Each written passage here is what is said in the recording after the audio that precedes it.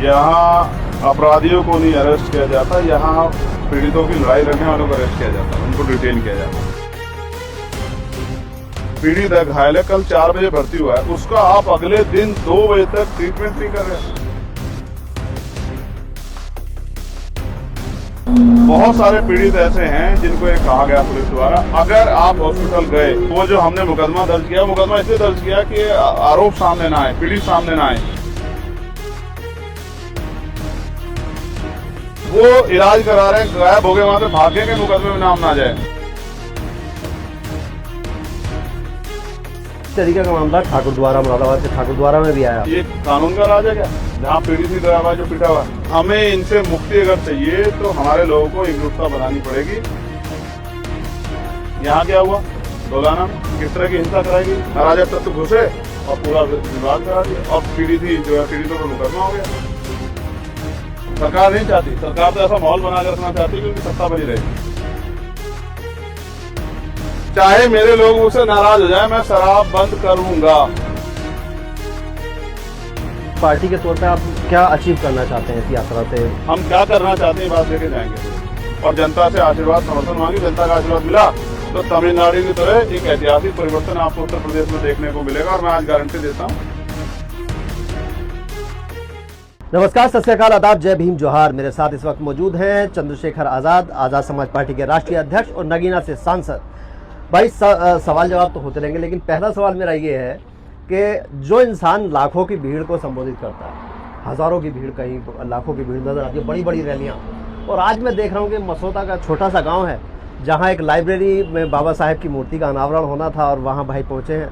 ज़्यादा लोग नहीं थे, गाँव के ही लोग थे क्योंकि गाँव में प्रोग्राम था, और वहाँ आप उसी एनर्जी के साथ और उसी तत्परता के साथ वहाँ भी, ये कैसे कर पाते हैं? एक्चुअली पहली बात तो बाबा साहब की मूर्ति का अनावरण और लाइब्रेरी यानी कि एजुकेशन से जुड़ा विषय ही ऐसा है जिस पर मेरी प्राथमिकता है। मैं जब बोलने आता हूँ तो मैं सबसे पहली बात ये कहता हूँ कि हम एजुकेशन सिस्टम में एक बड़ा बदलाव करेंगे और कक्षा 1 से लेकर कक्षा 12 तक की एजुकेशन को क्वालिटी एजुकेशन के रूप में बदलेंगे, और उसकी सीमाएं नहीं होगी, कोई गरीब है, कोई अमीर है, कोई मतलब पैसे कमी कारण नहीं ले पा रहा है या दूरी कमी कारण नहीं।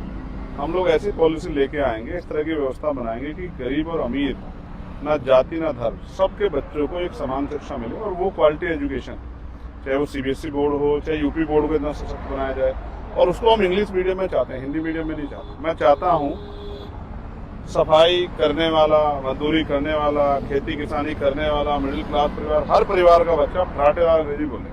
लेकिन इससे तो फिर जो प्राइवेट स्कूल से उनकी जो संस्थाएं वो तो बड़े बड़े लोग हैं, फिर नाराज हो जाएंगे। मुझे क्या मतलब है? मैं राजनीति गरीबों के लिए कर रहा हूँ, कमजोर लोगों के लिए कर रहा हूँ, मैं व्यापार की राजनीति थोड़ा कर रहा हूँ। यही तो कहते हैं ना कि जिस सिस्टम में तो नहीं है। इसलिए मैं जब ऐसे किसी कार्यक्रम में जाता हूँ, अच्छा ये जो पूरा आंदोलन है हमारे महापुरुषों जिसको हम आगे बढ़ा रहे हैं, ये लोगों को तैयार करने का, जागरूकता पैदा करने का, चाहे वहाँ 100 लोग हो चाहे वो 1000 लोग हो। मैं गया था अमेरिका, वहाँ 500 लोगों को मैंने तैयार किया एक सभा में, कहीं 400 लोग थे, कहीं 20 भी लोग थे।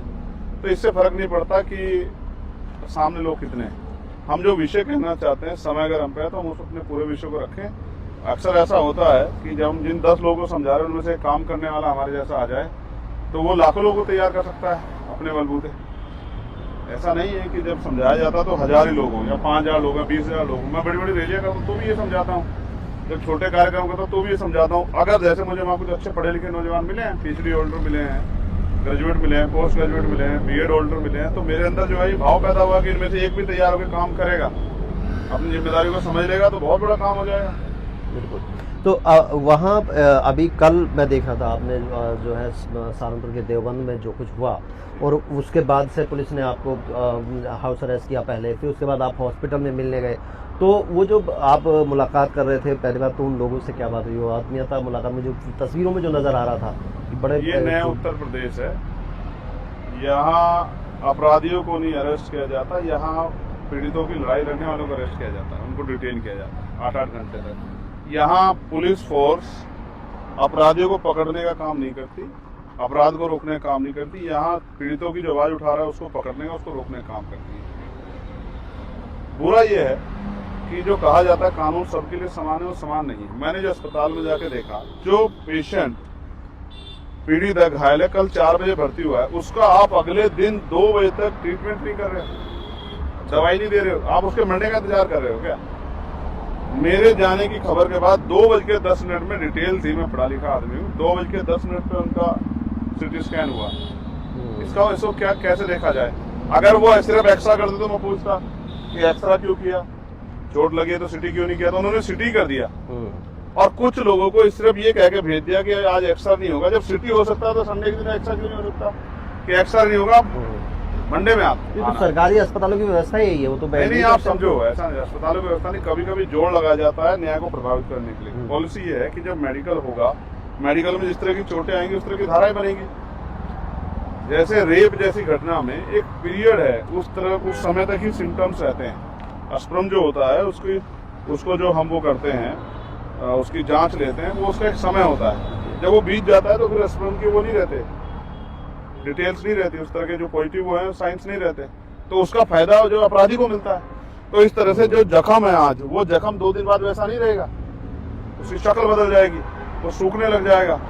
तो जानबूझ के जो अपराध हुआ है, जिस तरह का ऑफेंस हुआ, उस तरह की धारा ना लगे, इसलिए उसको प्रभावित करने के लिए किया गया। मैं सबको समझता हूँ, मैं वकील हूँ, हम लोग तमाम पढ़ते हैं, सब कुछ देखते हैं कि सब पुलिस किस तरह करती है, अस्पताल क्या करता है। कई बार मेडिकल रिपोर्टें बदली जाती हैं, सब हमारे सामने। मुझे पता था कि वो इस तरह की लापरवाही करे, इसलिए मैं अस्पताल गया कि उन्होंने कहा गांव का माहौल अच्छा नहीं है, तो मैं नहीं जाता गांव। चलो ठीक है, तो मैं कोई ऐसा थोड़ा कि मुझे कोई मतलब उससे प्रचार करना, हंगामा करना है कि मैं गाँव जाऊँ, नहीं जाता मैं गाँव, मैं अस्पताल जाऊँगा। अस्पताल गया तो अस्पताल की हालात थी, फिर उन्होंने डॉक्टर ने मुझे भरोसा दिया कि अब दिक्कत नहीं होगी, यानी कि अब से पहले दिक्कत चल रही थी, अब नहीं होगी, क्योंकि अब आप कह रहे हैं। तो मैं फिर भी उनसे कह रहा हूँ, अच्छा आपको नहीं पता, मैं बता रहा हूँ, आपके माध्यम दर्शकों को पता लगेगा। बहुत सारे पीड़ित ऐसे हैं जिनको ये कहा गया पुलिस द्वारा, अगर आप हॉस्पिटल गए तो वो जो हमने मुकदमा दर्ज किया, मुकदमा इसलिए दर्ज किया कि आरोप सामने ना आए, पीड़ित सामने ना आए, आरोपी बच जाए। जैसे आपको चोट लगी और आप ही के खिलाफ मुकदमा दर्ज कर दिया गया, और आपके जो साथी जिनको चोट लगी उनको ये कह दिया जाए कि अगर आपने जाके मेडिकल कराया तो आपका भी नाम इसमें इन्वॉल्व कर देंगे। तो मुकदमा लिखा ही इसलिए गया पीड़ितों के खिलाफ कि लोगों को डराया जा सके कि आपके नाम भी इसमें इन्वॉल्व कर दिए जाएंगे, इसलिए मेडिकल मत कराना, ये कहा पुलिस के लोगों ने। अच्छा। तो ऐसे 18-20 लोग हैं जिनका हाथ टूटा है, सर फूटा है, पैर टूटा है, वो इलाज करा रहे हैं, गायब हो गए, वहां से भागे के मुकदमे में नाम ना जाए, पीटे भी वही, मुकदमा भी उन पर दर्ज हो, जेल भी हो जाए, ऐसी सिचुएशन वहाँ। लेकिन अब तो आपकी मुलाकात हो गई। ये तब है जब मैं हूँ, अगर मैं ना होता तो देखो क्या होता। ये तब है जब मैं खड़ा हूँ सीना तान के और सरकार से, पुलिस से, एडमिनिस्ट्रेशन लड़ रहा हूँ और पढ़ा लिखा हूँ। ये तब है, अगर मैं ना होता तो वो मर जाते वहीं, उनकी कोई सुनता भी नहीं। आप अस्पताल गए, वहाँ आपने मुलाकात की पुलिस, उसके बाद आपने कहा कि 14 तारीख तक हम देख रहे हैं। नहीं, मैंने नहीं कहा, हमने पुलिस से वार्ता की और हमारी जो संगठन है, मैं अकेला थोड़ा, मैं भी तो एक कार्यकर्ता ही हूँ, जी, उस संगठन ने बैठ के तय किया अधिकारियों के आश्वासन के बाद कि हम आपको 72 घंटे का समय देते हैं। भाई ऐसा तो है नहीं किसी बात जादू चढ़िए, प्रॉपर जरूरत है तो आप जाए काम कीजिए, इन्वेस्टिगेशन कीजिए। हमने ये कहा, आप हमारी बात को गलत आप ही कह देना, हमें और भी जरूरत नहीं सर्टिफिकेट की। हमने कहा कि आप उसके लिए कमेटी बना दो, उसकी जांच करा दो, जिसके पास कागज होंगे, जिसकी जमीन होगी उसको सौंप देना। हम ये नहीं कह रहे इस पक्ष को, इस पक्ष को दो, ठीक है, हम क्या गलत कह रहे हैं? जमीन का विवाद तो चलो जो है, लेकिन उसके बाद जो पुलिसिया कार्रवाई हुई वो उसको लेके कि भाई जो एक जांच करो, क्योंकि आरोप है कि एक तरफा अधिकारियों ने जिम्मेदारियां नहीं बढ़ती, ये घटना ही नहीं होती। जैसे मुझे पता है कि इस रास्ते पे आगे जाके गड्ढे हैं तो मैं सतर्क होकर चलूंगा ना। जब आपको पता है 2 दिन पहले सूचना दे दी गई कि भाई इस जगह पे जो विवादित जगह है इस पर अतिक्रमण किया जा रहा, तो पुलिस ने प्रॉपर व्यवस्था क्यों नहीं की? पुलिस ने क्यों घटना होने दी? अगर उस घटना में, मैं तो कह रहा हूँ कि दूसरे ही पक्ष के 2-4 लोग मर जाते, कौन जिम्मेदार होता? आप तो जिले को, पूरे जिले को, क्षेत्र को जलाना चाहते हैं, जातीय हिंसा में झोंकना चाहते हैं। पुलिस, वो अधिकारी जो वहाँ मौजूद है, सीओ, इंस्पेक्टर, वो जातीय हिंसा में झोंकना चाहते हैं। किसके सहारे पे, किसकी रोटियां सेकना चाहते हैं आप? इसका जवाब देना चाहिए, इसकी जांच होनी चाहिए, निष्पक्ष जांच हो कि क्यों अधिकारी लापरवाही बरती, जिनकी वजह से इतनी बड़ी घटना घट गई। मैं तो इस बात से डर रहा हूँ, अगर वो जैसे बहुसंख्यक भीड़ थी और उनमें 2-4 लोग मर जाते, कौन जिम्मेदार होता? ऐसे मैं इसकी उसकी बात नहीं कर रहा हूँ, ना इधर की ना उधर की। मैं ये कह रहा हूँ, अगर वहाँ कोई मर जाता कौन जिम्मेदार होता? पिछली बार एक लड़का मरा था, पूरा बवाल हो गया था पूरे जिले में, आसपास के जिलों में बवाल हो गया था। तो पुलिस ने इतनी लापरवाही बरती क्यों? यही सरकार थी। इसलिए मुझे डाउट होता है कि ये सरकार नाकाम सरिया सरकार, जो रोटी नहीं दे पाई, कपड़ा नहीं दे पाई, मकान नहीं दे पाई, रोजगार नहीं दे पाई, जो महंगाई पर काबू नहीं कर पाई, जो कानून व्यवस्था नहीं दे पाई, जो अच्छी शिक्षा नहीं दे पाई, अच्छे चिकित्सा व्यवस्था नहीं कर पाई, जैसे आपने कहा हॉस्पिटलों का हाल खराब है, वो सरकार हमारे लोगों को न्याय नहीं देती। इसलिए जानबूझ के जातीय तनाव करा के वो अपनी राजनीतिक रोटियां सेकना चाहती, क्योंकि चुनाव कुछ इसी तरीके का मामला ठाकुर द्वारा, मुरादाबाद के ठाकुर द्वारा में भी आया, वहाँ भी संघर्ष हुआ। हाँ। वहाँ तक जो चीज़ से थी ठीक थी, लेकिन उसके बाद जो पुलिसिया कार्रवाई हुई उसको लेकर के उसमें भी पीड़ित मैंने हो, मैं से वहाँ बात गया, किया। उस गाँव में मैंने देखा, मैं गाँव में गया, मैं माहौल अच्छा। बताता हूँ आपको वहाँ का, कि लोग डरे हुए हैं, जो पिटे, जिनको चोटें आई हैं वही डरे हुए हैं। और वो मुझे बेचारे घुमा फिरा के वो गलियों से निकाल के लेके गए कि आपको भी ये लोग परेशान करेंगे, इस तरह की हालात। अब आप समझो ये कानून का राज है क्या, जहाँ पीड़ित ही डरा हुआ है, जो पिटा हुआ है, कानून का राज नहीं है ना। पीएसी वहाँ मौजूद है, आप क्या करें, भय है वहाँ। हाँ, अगर बिल्कुल। भय है तो फिर कानून का राज कहाँ है, फिर तो भय का राज हुआ ना। ये सरकार ही दलितों, पिछड़ों, आदिवासियों, मुसलमानों, जैनों, सिखों, बुद्धिस्टों और गरीब लोगों पे जुल्म करने के लिए, किसान मजदूरों पे जुल्म करने के लिए सत्ता में बैठी है भाजपा के लोग। हमें इनसे मुक्ति अगर चाहिए तो हमारे लोगों को एकजुटता बनानी पड़ेगी इस अन्याय को रोकने के लिए। और मैं फिर आपसे कह रहा हूँ, यहाँ क्या हुआ दोलाना में, आपने देखे नहीं किस तरह की हिंसा कराई गई। पहले भी यात्रा होती थी, दोनों पक्ष वो करते थे, मुसलमान स्वागत करते थे, यात्रा का खाना बनाते थे, लेकिन क्या किया गया, कुछ अराजक तत्व घुसे और पूरा विवाद करा दिया, और पीड़ित ही जो है, पीड़ितों पर मुकदमा हो गया, नीचे से पत्थर चल रहे थे, सब देख रहे हैं। पुलिस मौजूद थी वहाँ, पुलिस की मौजूद, देख लो किस तरह का न्याय सरकार में, सब नए सरकार का बोरी बिस्तरा बांध देंगे हम लोग। हाँ, मेरी बात को आज लिख लो। आप 2 जून से यात्रा पे निकल रहे हैं, हाँ। किस तरीके की यात्रा ये होने वाली है, क्या पद यात्रा होगी, किस टाइप की इसको यात्रा है? इसको हम लोग 18 तारीख के बाद प्रेस कॉन्फ्रेंस करके बताएंगे। 17 तारीख को 16-17 में हमारा चिंतन शिविर है, उसके बाद कोर कमेटी का फैसला होगा। 2 से शुरू होगी, 4 से शुरू होगी, 6 से शुरू होगी या 7 से शुरू होगी, जो भी डिसीजन होगा, किस तरह होगी, पैदल होगी, गाड़ी से होगी, वैन से होगी, रथ से होगी, कहाँ से जाएगी, कहाँ से शुरू होगी, कहाँ खत्म होगी, 1 फेज में होगी, 4 फेज में होगी, फेज के बीच में सभाएं होंगी, रात्रि विश्राम क्या होगा, सारी चीजों का ड्राफ्ट 16-17 के चिंतन शिविर में बनेगा। उसके बाद 18-19 के बाद पीसी करके प्रदेश कमेटी, राष्ट्रीय कोर कमेटी के लोग बताएंगे, सबको जानकारी में आ जाएगा। फिर भी एक पार्टी के तौर पे आप क्या अचीव करना चाहते हैं इस यात्रा से, गोल क्या है आपके? जो हम करना चाहते हैं, जो हमारी पॉलिसियाँ एजुकेशन में, हेल्थ में, रोजगार में, सुरक्षा में, महिलाओं के लिए, किसानों के लिए, मजदूरों के लिए, नौजवानों के लिए, आशा बहनों के लिए, आंगनबाड़ी बहनों के लिए, भोजन माताओं के, पंचायत सहायकों के लिए, रोजगार सेवकों के लिए, होमगार्ड भाइयों के लिए, पुलिस के जवानों के लिए, ड्राइवर्स के लिए, वो जो हमारी पॉलिसियाँ बिजली को लेके, वो जो हमारी पॉलिसियाँ टोल को लेके, उनको लागू कराना चाहते हैं। इसलिए जनता का समर्थन चाहते हैं, इसलिए जनता के बीच में हम क्या करना चाहते हैं ये बात लेके जाएंगे और जनता से आशीर्वाद, समर्थन मांगे। जनता का आशीर्वाद मिला तो तमिलनाडु की तरह एक ऐतिहासिक परिवर्तन आपको उत्तर प्रदेश में देखने को मिलेगा। और मैं आज गारंटी देता हूँ, जो आज गुंडई कर रहे हैं वो आपको प्रदेश की परिधि के 100 किलोमीटर दूर तक भी दिखाई नहीं देंगे, प्रदेश के अंदर तो क्या। यही तो मुख्यमंत्री जब योगी आदित्यनाथ नहीं बने थे वो भी यही कहते थे, मुख्यमंत्री के लोगों पे जुल्म हो रहा है क्या? उस शुरुआत में दुर्गा वाहिनी भी बनी और आज महिलाओं के हालात देख लीजिए आप। प्रदेश के मुख्यमंत्री के लोगों पे जुल्म हो रहा है क्या? आप बताओ मुझे। जुल्म जिन पे होगा वही तो जुल्म से मुक्ति चाहेंगे।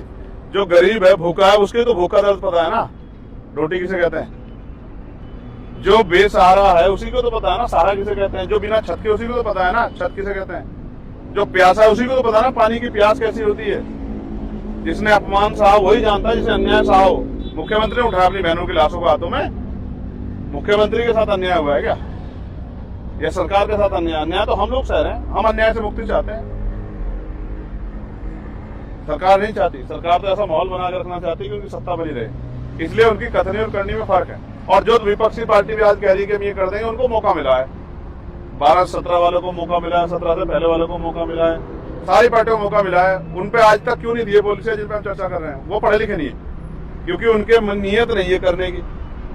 अब आप मुझे बताओ, अगर मेरी बात सुनो, अगर बहुत बड़ी फैक्ट्री वाला कह रहा है कि मैं मजदूरों का हितैषी हूँ, तो मजदूरों को सतर्क होना चाहिए, समझे?